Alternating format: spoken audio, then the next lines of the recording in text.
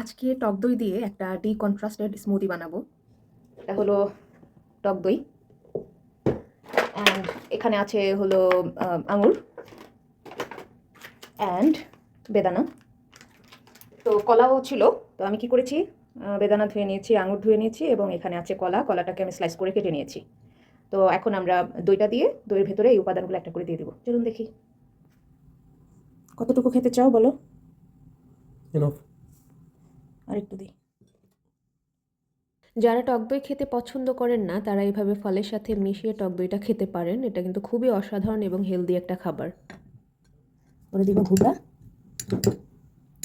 Wow.